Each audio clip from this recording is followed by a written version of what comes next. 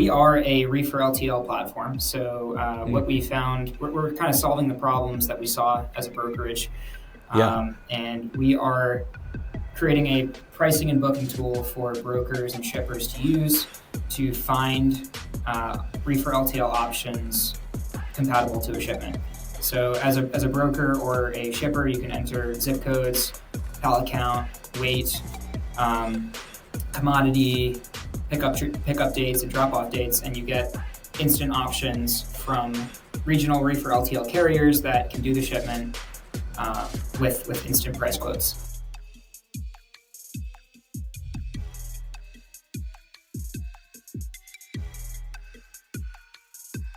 Welcome to the ThinkFreight podcast. I'm your host, Thomas Werdine, and it's my pleasure to have Clay Curran. He's the founder and CEO of FreshX. Clay, welcome to ThinkFreight podcast. I really appreciate you coming on today. Thank you, Tom. It's exciting to be here. Big fan, so this is great.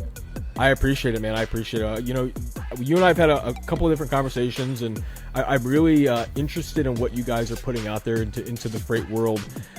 So let's dive right in, man. Let's dive into kind of your background, who the heck you are. First, how old are you? How long have you been in the space?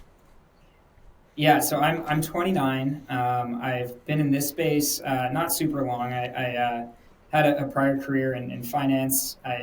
Before I started all this, I was in leveraged finance, working in New York City, sort of a hedge fund type company for 4 years. And after that, went to business school and got really interested in supply chain, particularly cold chain, and all the problems that were kind of surfacing during the pandemic. So started this business as a freight brokerage, actually, back in end of last year, and we brokered Reefer LTL freight for probably 4 or 5 months before we kind of realized that there's more of an opportunity to do this as a marketplace versus a freight brokerage. So. Yeah, pretty new to the space, but learning pretty quickly, and there's a lot to learn. No, there definitely is, man. I commend you for kind of diving into the space, and you said you were in finance before, and leverage finance specifically. So what does that mean for the kind of people who may not know exactly what that means? What did you do in terms of with leverage finance? Yeah, so it's hard to explain it quickly, but we were take your time. We were trading securitized products. It's basically pools of leveraged loans to companies. And my company I was part of a fund that was trading these pools of loans. So essentially just a very quantitative, highly complex product, which it was very exciting, but it was also just like pure quant finance. And so I guess the kind of parallel I draw to freight is that like this was a very complex space where I had to kind of lead the analysis on a lot of these investments and decisions. And now it's kind of like I'm seeing a lot of the same things in refrigerated LTL, where there's just like a lot of opportunities where things aren't necessarily being done in the most optimal way. And with different kinds of like quantitative approaches, you can improve things a lot. So no, for sure. Yeah. You had said you kind of fell in love with supply chain and specifically the cold chain space when you were in business school. What kind of drew you to the space, or what kind of fascinated you with what was going on when you were in business school? Yeah. So I was first really interested in the space through a class I took, supply chain class, and just learned about all of the how a lot of things are just being done in a pretty outdated way. And then I worked at a company called Too Simple, autonomous trucking company, in their corporate strategy group, and got to see behind the scenes on a lot of things. And Too Simple's approach was to actually be a carrier and to build a fleet of 50,000 self-driving semi-trucks. Right. And so I got to understand a lot of the economics behind that and what that industry actually looks like.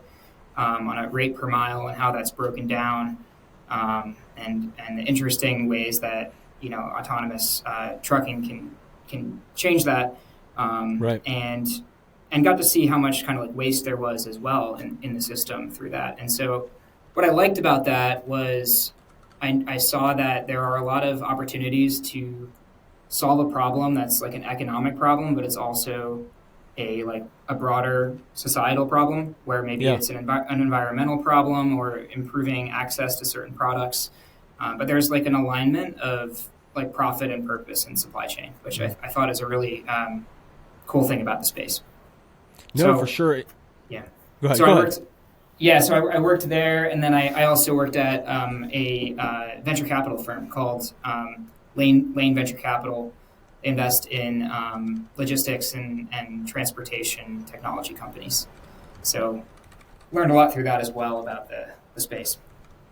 No, for sure. And I want to ask you something from kind of draw a little bit from your time at Too Simple. They've since exited the market, at least here in the U.S. On the autonomous side. But where do you think that maybe autonomous trucking could play a potential role in maybe future reefer LTL things? Where do you potentially see maybe that in the future? I know this wasn't. I know it's nothing with that. No. That you may think about a ton, but it was just kind of like that kind of right away kind of made me think, okay, like what you guys are doing, it's kind of there's a lot of parallels with what you could do in the future with some autonomous stuff. Yeah, I think one of the things that I've thought a lot about that a lot of people don't really realize about autonomous trucks is that it can really increase the number of potential multi-stop routes that you can do, because you're no longer constricted to the the driver's limitation on hours per day, and you can have a autonomous truck run 24 hours. So you can do a much longer multi-stop route that wouldn't have been feasible or legal today. So it really opens the door, I think, and can kind of be a tailwind for Reefer LTL and just LTL as a whole because of that factor. So yeah, no, I think that's really definitely a good point, because there's definitely a lot of times where especially at these produce sheds, it can take a long time to get loaded, and kind of a lot of drivers' biggest complaint is, hey, listen, I'm going to burn my whole clock waiting to be loaded or being loaded or whatever it may be. And then you also see these shifts where the driver just they get stuck in traffic, they can't make the delivery in time because they took X amount of time to get loaded, and then now their delivery appointment may get pushed to the morning. There's a lot of factors that kind of go into it, but when you can kind of maybe mitigate some of those with like you said, like an autonomous vehicle or an autonomous truck, to where you can say, hey, this may be a little bit more feasible of an option. He can end up running, all the way through the night. There's not as many limitations, and there's a lot of ways that I think that especially with Reefer LTL and LTL in general, that there's a lot of ways for autonomous trucking to kind of break in. But kind of totally shifting gears from what we're talking about. Then you moved kind of into. You said you moved into kind of VC. So what did you draw from kind of that VC experience? How long were you in VC? yeah, I was there for about 6 months. Okay. Yeah, and I was mostly focused on like electric vehicle type of investments, Okay. but I think it just kind of like opened my eyes to the opportunities for I think a lot of the opportunities around electric vehicles, a lot of the opportunities around autonomous vehicles. The company Lane VC is pretty focused on those spaces, and a lot of the different applications of them. I don't know if it wasn't a super logistics heavy kind of job, but there No, was for sure. a handful of different things. Yeah. No, that's extremely interesting, and I think that definitely put you in a position, where you're at now, building companies. You kind of had that firsthand experience and knowing how to maybe approach VCs a little bit differently than people who haven't worked in finance and haven't worked for venture capital firms. So you maybe also have some of that experience and some of that other experience that some other founders may not have, that I think is really relevant, really exciting, because when you do go to look to raise money, and I believe you guys have raised money already, and we'll dive into that in the future, but you guys are you kind of have that experience with doing that. You know the other side of it, so you kind of know what to pitch for, kind of what they're looking for. What do you think? Do you think that that's kind of given you kind of an edge when it goes to like pitching with VCs? Yeah, I think so. It definitely helped us like understand how to structure like the narrative and tell a story. And we also like went through a couple of accelerators and learned a lot through that. Had some really valuable advisors that have kind of coached us on a lot of those things. So it's something that I think you can always get better at it, and just like continue to work on how you craft your story and how you think about the opportunities and like adjacencies that you can build into. Um, Yeah. so I think it's a combination of different things that helps with that. Now you had mentioned a couple. You guys have been a part of a couple of different accelerators, and one of those being, Techstars 23. What is kind of some of those processes like in terms of getting maybe involved in some of these accelerators and in some of these groups like that? Yeah, it was. So I think for us, at the time, we were doing something a bit different, and I think accelerators are helpful. One of the most helpful things that we got out of it actually is sort of like the collaborative work environment where you're actually working alongside a lot of other founders that are going through the Mm, same things that you're going through, and everyone. I think it kind of gives you a little bit more like confidence, and um, you're more able to pivot and think about trying new things, where right. typically you might feel more constrained. So being in that environment was really helpful to bounce ideas around and to have that kind of comfort level by being around other folks in the same position. So we got a lot of value out of it through that and the network. But the decision to go into it was really like we knew it was a really valuable network. We knew that this business that we're getting into, we need to have a valuable network. Right. It's kind of a multi-sided marketplace, and so we're just trying to grow connections on all sides. No, for sure. When you do these kind of accelerators, what are some of the like timelines? Or how long do those typically last? And what was the most, aside from like maybe connections and things like that, what was the most valuable piece that you took away that helped you build what you guys have built today? Yeah, I guess the way it's formatted, Techstars, is it's about I think it's 3 months, Okay. and it's pretty intensive. So you're doing like 4 to 6 hours a day of content, and the content is like workshops with the mentors, the other teams. You're getting feedback around anything about your business that you need to work on. Hmm. Um, and for us, I think it helped to get like a lot of feedback early on from folks about the business that we were initially working on. That helped us more quickly pivot towards long haul freight, and we got our freight brokerage license during Techstars and brokered some freight during Techstars, which that was a That's lot cool. going on at once.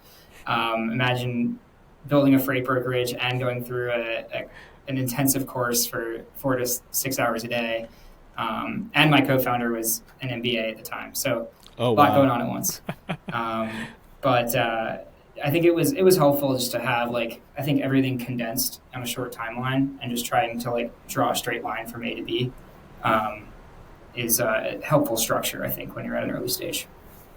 No, that's really interesting. And man, it sounds like you guys were definitely going through it with Techstars, starting your brokerage, and then your co-founder going through his MBA. That's a lot all at one time, and I'm glad to see you guys come out the other side. Being where you guys are today.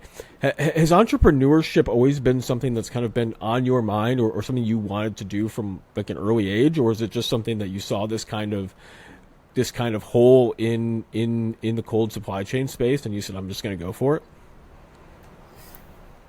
I think it's more of the former. I think I've like my parents are both entrepreneurs, and I think that's definitely been a factor for me. And I've always been someone that doesn't like to really follow the rules, and I like to do things my own way. And if I want to if I want to solve a problem, I'm just going to go after it. And so there's never really like a lot of rationality to it. I kind of just like I'm like, okay, I need to solve this problem. And it's like when I start to clean something in my house and I clean one thing, then I have to clean the whole thing. It's kind of like Yeah. that. So it's just it's always been a big part of me, and I think it's something I've always wanted to do. It's something that I think I'll always want to do. So even years down the line, if I'm doing something else, I think it'll probably be starting another company. I love that. So it's yeah. No, that's great. You kind of have always wanted to build your own path, and it seems like you're kind of on that track to doing so now. Now you had mentioned kind of your co-founder, and I love to kind of ask like how did you guys meet? Like what was that story like? How long have you guys known each other? Yeah, and I can give you his kind of background too. So Yeah, he please. worked at a bunch of startups in the Bay Area, Lyft, and a couple of others, building out physical operations. And then Mm, he actually founded an e-commerce company right before business school and sold it. And and then we met. I think it was like 2.5 years ago now. It's been quite a while, and we were like the only two people in business school that were really focused on supply chain, yeah. and just really interested in freight. And we just got coffee and chatted for hours, and then we decided to kind of just start exploring this idea pretty early on. And so it kind of just developed from there. We've been working at it now for almost 2 years, since we really just started putting our heads together and brainstorming.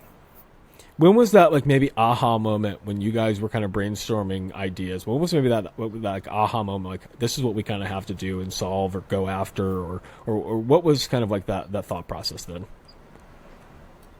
Yeah, there's been a bunch of them, and I think it's Yeah. like what happened was we started out building a business that was actually more in the last mile fulfillment space, Okay. and that was like what we were initially working on. We just did a lot of customer discovery, just talking to tons of folks that work in supply chain on the shipper side, on the broker side, and on the carrier side. Mm, And we learned that the problems we were solving were big problems, but everyone said there's more painful, bigger problems upstream that are causing a lot of these downstream ripple effects. And as we kind of kept having these conversations, we moved upstream, got the freight brokerage license, and then continued to have those conversations. And I think the last aha moment was really when we learned that we think that the source of like rich data is really with the service providers in the supply chain, the carriers, the warehouses. And so I think a lot of times brokerages try to solve problems by forecasting prices, and it works to some extent, but in really specialized areas it doesn't. right. And because there's just it's not as liquid, it's more unique. And so for areas like Reefer LTL or these other specialized areas, you really have to solve the problem at the foundation. And so that's been the last aha moment, is realizing that we have to work with carriers, with warehouses, to capture the actual true underlying data in order to make the most informed decisions. So that's been kind of the last big moment realization where we've shifted our focus. No, for sure. You guys have definitely had several like pivots to kind of get to where you guys are today. But I think that where you guys have pivoted to and from makes a lot of sense in terms of kind of what your overall vision for what you're trying to do is. And I think that you guys kind of doing what it is that you are doing, and we'll kind of dive into that more in just a few minutes. It is very interesting and it's very intriguing. And I want to ask you, so like breaking into freight tech, it can be, I hear it from founders all the time, it's very challenging, right? Like freight can tend to be very close knit. There's a lot of people who've known each other for 10, 15, 20 years, and they're while very welcoming, can also be very skeptical to new tech and new technologies. How have you guys kind of been welcomed into the space, or how has breaking into the freight tech scene been for you guys? How's the reception been? Yeah, I think it was like we started the freight brokerage and we shut it down, and I think we had to do that, even though it didn't end up being our business, and we spent a bunch of money on insurance and things that we didn't end up using. But I think it was something that we had to do to like kind of just learn and just see how things actually operate. And that's how we built up our initial network of carriers, our initial network of shippers, and kind of just built sort of the foundation for this. So while it definitely sucked brokering Reefer LTL without experience, just kind of like diving in head first, it was something that I think we had to do. And once we did that, we then had like kind of that baseline knowledge of how things actually operate, and we got some great advisors that know the space really well, that have become pretty involved. And then on the carrier side, and we can get into more of what it is that we do at FreshX, but on the carrier side, to get carriers onto our platform, that was initially a hurdle because carriers get a lot of spam. They get tons of emails from folks, and so they're not very trusting if we just email them. But what we ended up doing is actually just deciding, okay, to actually break through to these people, we have to meet with them in person and just travel around the country, and that's what we ended up doing. So for the past month and a half or 2 months, we've just been on the road, meeting with all the Reefer LTL carriers and just getting to know them. So it's definitely something where like the network is important, and it's important to build those relationships. And so we're investing a lot of time into that. Yeah, no, that's a fantastic thing, a fantastic way of going about it. You guys definitely are taking the right approach, in my opinion, in terms of like going after and building these relationships the right way. Like you said, carriers tend to get a lot of spam, a lot of scam attempts attempted at them. So it is a lot. They are a lot more untrusting, especially for like things that come over on email and things like that. So kind of going about it and kind of reaching out to them, visiting them, and kind of making the rounds to kind of like build those true in-person relationships, I think is really important, especially to some of these mom and pop carriers that are a little bit bigger in the LTL space. They've niched into where they are, and you kind of want to build those lasting relationships. I want to ask you, you mentioned you guys just kind of broke right into it and kind of just started brokering Reefer LTL freight with really no experience. Do you have any like funny or like embarrassing moments that like still stick out to you that you still dream about at nighttime? You're like, God, this was just like the most awful moment ever.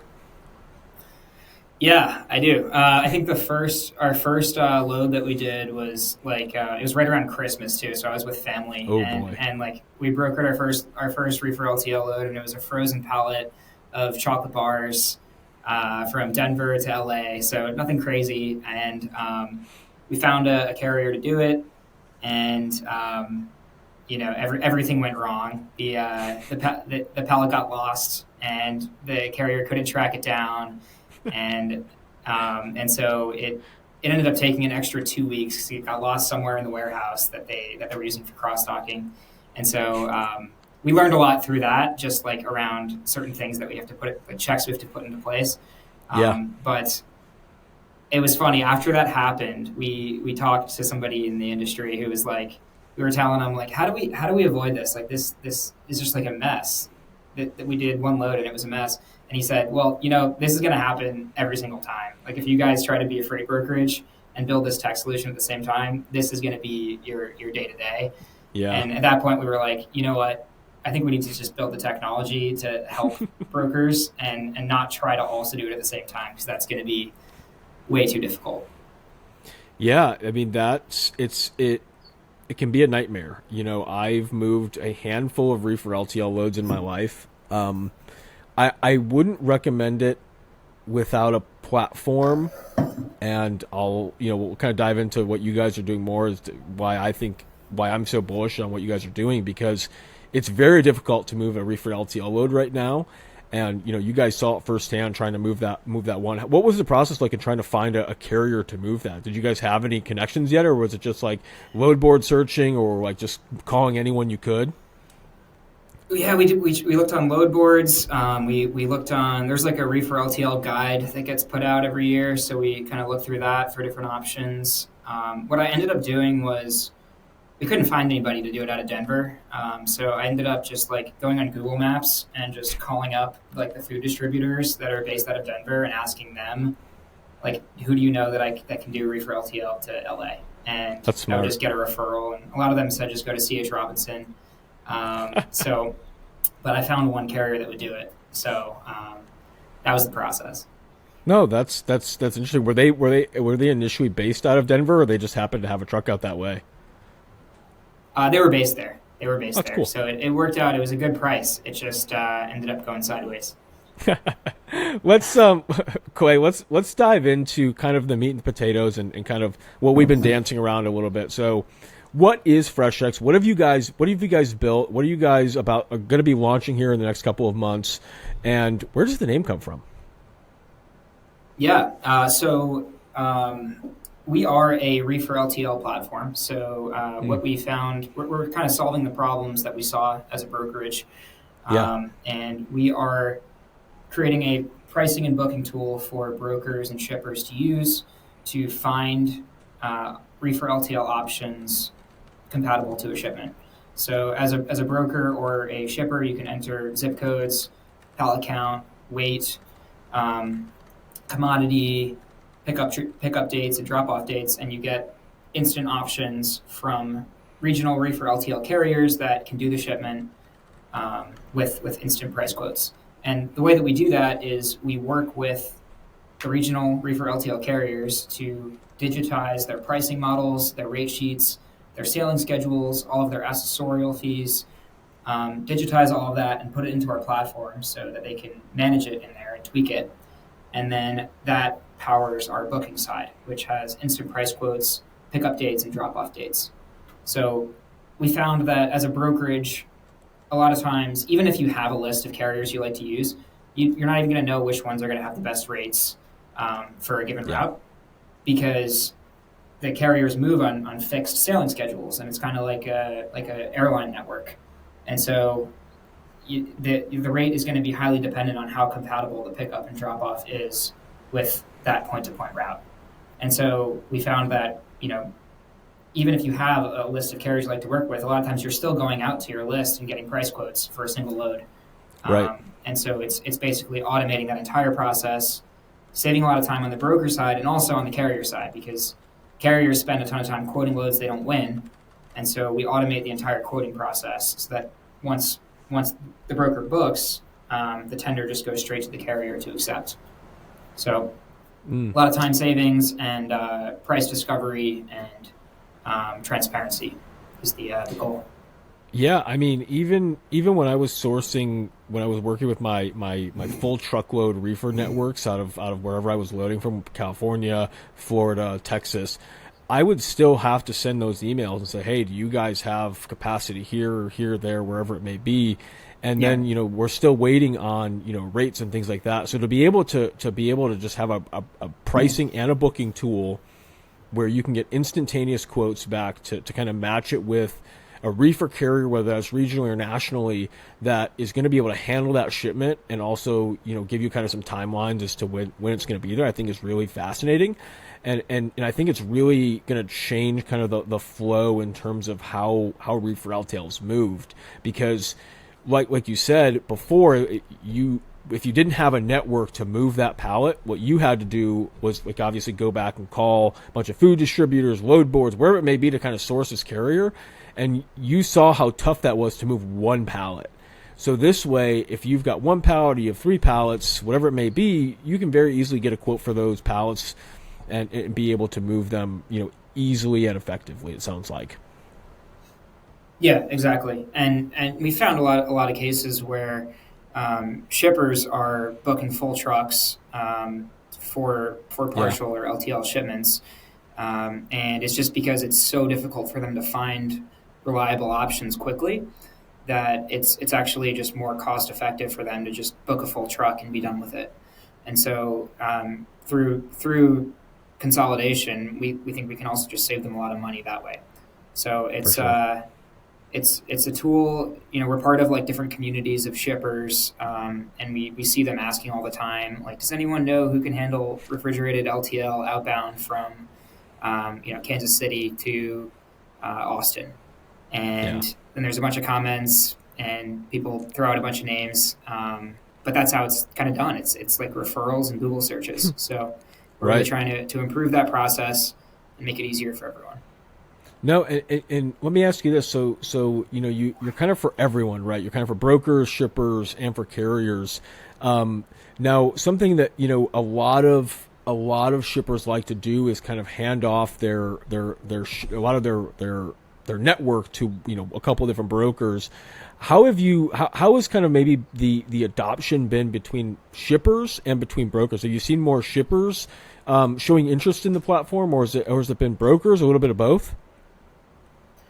I think it's been a bit of both. I think the Reefer LTL space is a little bit more split, the market between Yeah. brokers and shippers.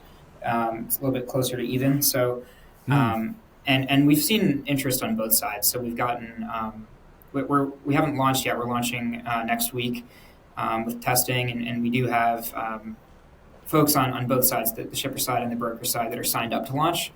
And pretty excited to use it. So I guess from the broker side, it's like you save a ton of time, and it's easier to handle these difficult loads where it's usually Yeah. really hard to find capacity.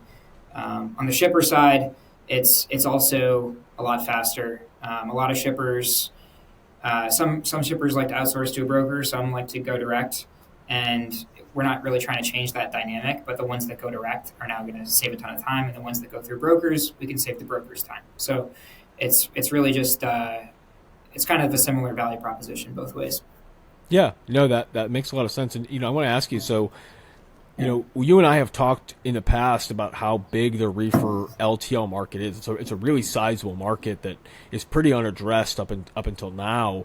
Why do you think there really hasn't been a marketplace or a platform like what you guys are building at FreshX? Why do you think there hasn't been one that's already been developed?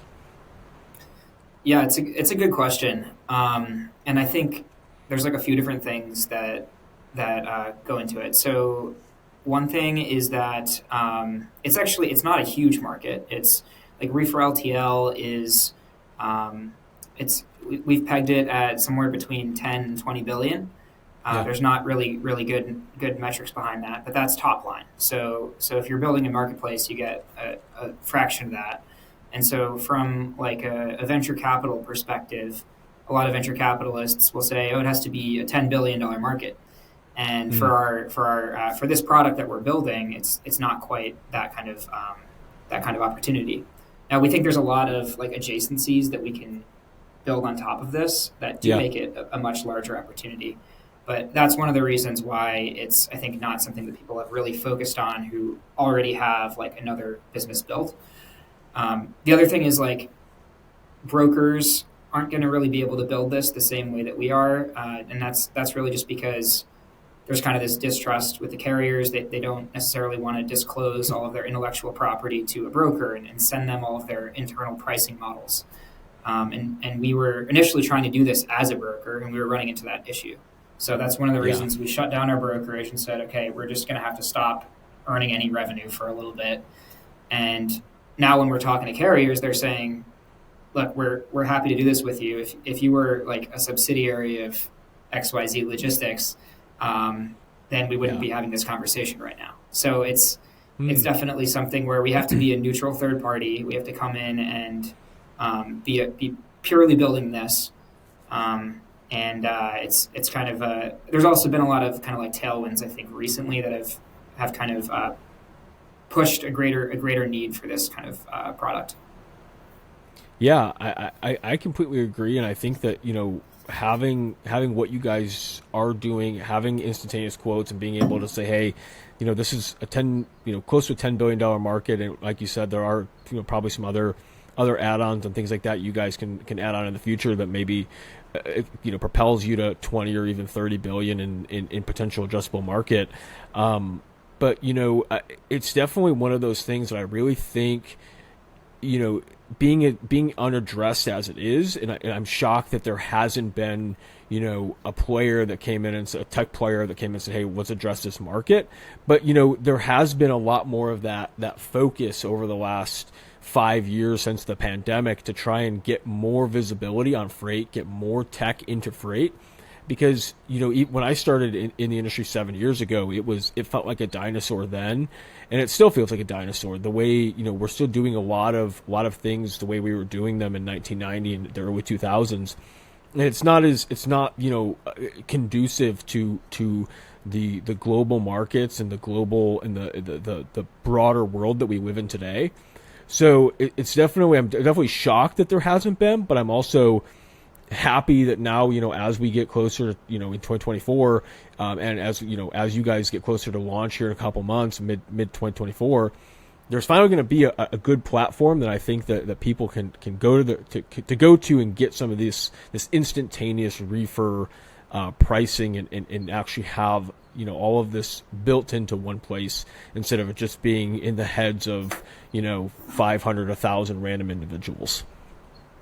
Yeah, and I think one of the other biggest things that I was kind of referring to before is the kind of like market tailwinds. So Yeah. there's been like a lot more cold storage development in the past several years.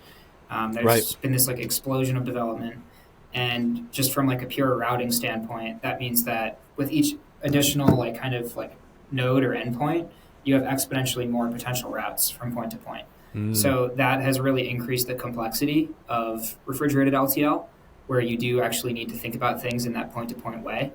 And so that increase in complexity means that you need more of a sort of like networked solution than a Mm. lot of companies operating in their independent silos. So that's something that I think has really pushed a greater need for this solution in the past few years. How has I guess the overall build of FreshX been going so far? What like have you has there been things that you guys thought were hard stops you have to have in here, and then kind of like maybe found out later maybe this isn't such a feature or something that you don't need right away, or is there anything that's been kind of that's kind of stood out to you in terms of building this platform and this marketplace? Yeah, it's I mean, it keeps evolving. So we're working with brokers and carriers every day to kind of like refine all the features we need and what the workflows look like. We're trying to, for brokers, we want to be really integrated with TMSs. So we're not Mm. trying to replace any of that functionality or create duplicate processes. And we've learned a lot that every brokerage has kind of like different workflows that they go through. Yeah. So it is kind of hard to create a standardized process that can fit into everybody's own operating system. Right. So that's something that we're working with them all on a one-off basis. On the carrier side, we've also learned similarly that they all kind of operate in different ways, and when they're sending us their pricing, we're getting all kinds of different pricing models, different kinds of rate sheets, based on completely different variables, based on weight or pallet count or some combination, based on mileage or three-digit zips or zip code regions. Mm. It's no two kind of methodologies have been the same. So on the carrier side, we've had to make our kind of like pricing engine pretty dynamic and Yeah. able to accommodate all those different methodologies. So it's becoming. I think the product is becoming more of this like dynamic pricing engine that Mm. anybody can kind of fit into, and then we can feed that pricing anywhere. So our booking side is like our wedge product, but then we can feed that pricing into TMSs, and like that's a perfect integration. And we're really more of a pricing engine, is how we're thinking about it. Yeah, no, that's fantastic. And let me ask you this, Clay. So how many trucks have you guys like integrated with, or how many carriers have you guys currently integrated with for when you guys are ready to launch? Yep, we have 13, I think, as of today. 13 carriers. We've been, kind of pounding the pavement, traveling around, meeting with them for the past Yeah. 2 months, and we've been adding, one or two as design partners each week or two. So we're up to 13. I think that number will keep growing. And truck wise, I think we're at about 2,200 across all their Wow. fleets. It's we've roughly estimated it at 8% of like the market share. These folks move about 8% of the Reefer LTL market share. So we've built up the supply pretty quickly. It was funny. It was hard at first, but then once we started getting a few, it's kind of like they started introducing us to their friends, other carriers they know through industry groups, and so it's sort of started to like snowball and pick up a little bit Yeah. that way. No, that's fantastic. 2,200 trucks, that's a pretty good like number in terms of, like you said, market share, about 8% of that market share. So you guys have been able to kind of crush that in the last, couple months in terms of grabbing some of these carriers and getting them kind of partnered in and understanding as to what you guys are building here. I think that's really fantastic. Now, Yeah, go ahead. it's it's been a lot of travel. It's been busy, but it's been good. It's been exciting. What's been like one of the most memorable moments from like traveling, to meet all these different carriers and building these relationships? What have been some of the like most memorable moments you guys have had with them? I think the thing that I always found the most interesting was like when you're trying to like call these folks and like talk to them on the phone, they like don't give you the time of day. You know, they're so Yeah. busy. They have so much going on, and they assume you're just like another service provider trying to sell them something. And then when you actually go to meet with them in person, like they're always like the nicest people we've ever met. Yes. I think that's been the biggest kind of shocker is every single time when we actually go and meet with the carriers and the owners of these companies in person, they chat us up for hours and give us snacks and stuff and it's great. So and then we become like great friends after and then they're just very communicative. So it's just Yeah. it's been great to get to know them. Yeah, I have a very similar experience with pretty much every carrier that I've met or dealt with or even like still deal with today. Like they've kind of been more standoffish, especially when I was on the tech side when I worked at FreightWaves. They were very standoffish, but Mhm. when you meet them in person, the dynamic just completely changes when they just kind of realize, hey, I'm just really just trying to help you, trying to help this, help do whatever it may be, and they're just kind of the nicest people. They just they're very understanding. They know what you're trying to do when you explain it to them, and yeah, once you get them in person, it's a completely different ball game. That shift Yeah. is so crazy. Yeah. Yeah. Totally. Now, so, Clay, we're recording this on April 24th, just for everyone's transparency, so that way when you do add more carriers in the future, we can kind of keep that carrier count going. But when do you guys have, in terms of kind of a timeline, in terms of like maybe some beta testing, and when you guys are going to launch for paid subscriptions for the service? Yep. So we're launching next week, just testing. Yeah. We're getting a new carrier's pricing implementations take about a week or two for each carrier because we have to incorporate Right. their own pricing model. So we're adding a carrier onto the platform about every week, and so we should have like nationwide coverage across 13 to 15 carriers by end of June. So it's kind of a rolling launch, but we're looking for beta testers as soon as next week. Um, and we're going to start like paid beta usage probably June 1st. So That's that's awesome. kind of the timeline. Yep. No, that's fantastic. Clay, I've got one more question for you before we kind of end the podcast. And I like to end these. This year, I've started to end them a little bit differently because I like to ask, as we're in the newer year part of the year still, what are kind of the things you're most bullish on? You're still newer to the industry. You're still newer to freight, especially on the Reefer LTL side. So what, let me ask you this. What are you most bullish on for the rest of 2024?